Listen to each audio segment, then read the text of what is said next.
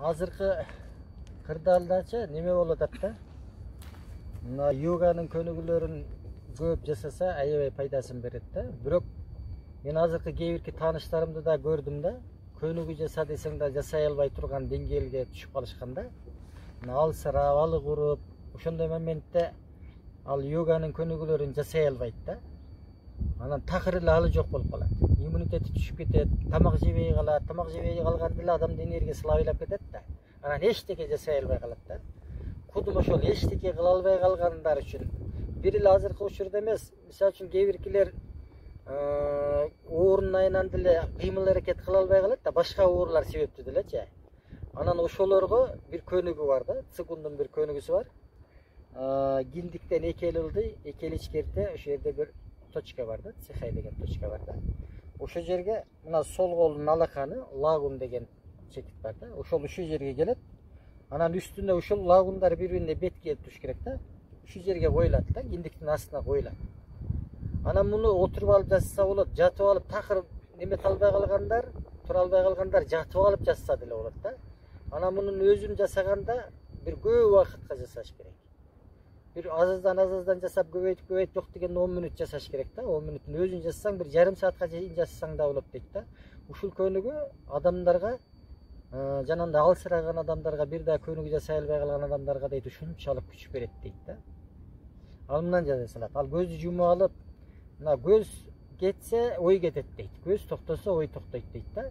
Көз ар нерсеге алаксып кеткенде ой бир жерге топтош кыйын болуп калат да. Ошон үчүн тайзинин жана цигундун көнүгүүлөрүн, йоганын көнүгүүлөрүн жасаганда ошо көздү жумуп алып жасаткан ошол да, медитациялар жасагандачы. Ал мындай болот ал. Өзү биз дем тартканда курсак чампаят да, курсакчыга да. А дем чыгарганда курсак ичкери кирет да. Бул жерде наоборотунан болот да, тескерисинче болот. Дем тартканда курсак ичкери кирет. Анан дем чыгарганда кайра курсак чампаят. Дем тартканда курсак ичкери кирет. Дем чыгарганда курсак чыгат. Түшүндүңүздөрбү? Дем тартканда курсак ичкери тартылат. Анан дем чыгарганда курсак эмне кылат? Чаппайт. Сөз түрдө анан мен азыр сол колду ичкери койдум да. Бул эркектер ушундай коет да. Аялдар наоборот, оң колду астына, сол колду үстүндө коюш керек. Кудум ушундай коюп, анан омуртканы түз койсоңуздар жакшы. Омуртканы түз коюп, анан ийик тартылып турат. Анан өз бул жактын да жолдору бар. Азыр мына шарткалар ушундай эле кылып коет. Бул столдо отуруп алып жазсак деле болот да.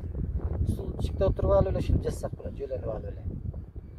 Анан ушуну бир көнүгүүлөргө кошуп жасаганда азыракта жасаса болот. Анан өзүн эле жасайм десеңиздер көпкө жасашыңыздар керек да. Жасап көрсөңүздөр азырындай. Дем тартканда курсак ичкери кирди.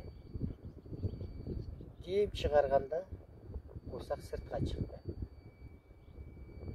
Дем тартканда курсак ичкери кирди. Дем чыгарганда курсак сыртка чыкты. Дем тартканда курсак ичкери кирди. Дем чыгарганда курсак сыртка чыкты. Кудум ошону көп жасаш керек да. Эми чында бир да көнүгүүнү жасай албай турган деңгээлге түшүп калыштан Кудай өзү сактасын. Ушуга жеткирбейбиз.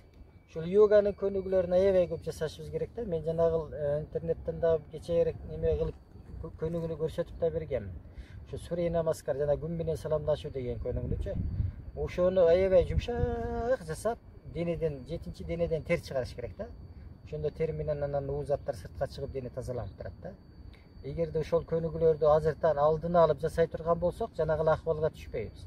Анан азыркы ошол муну сөзсүз эле ошол акыбалга түшүп калгандар эле жасаш керек деген нерсе жок мында. Муну сиздер деле ушун. Мунун өзү карасаңыздар, ушул адамга ушунчалык күчтүү энергия берет деген сөз да.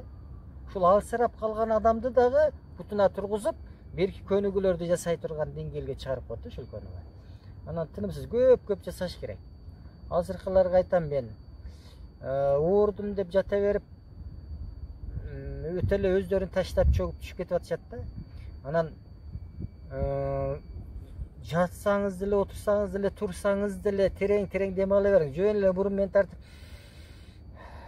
ооз менен чыгарыңыз, мурун менен тартып, мурун менен чыгарыңыз.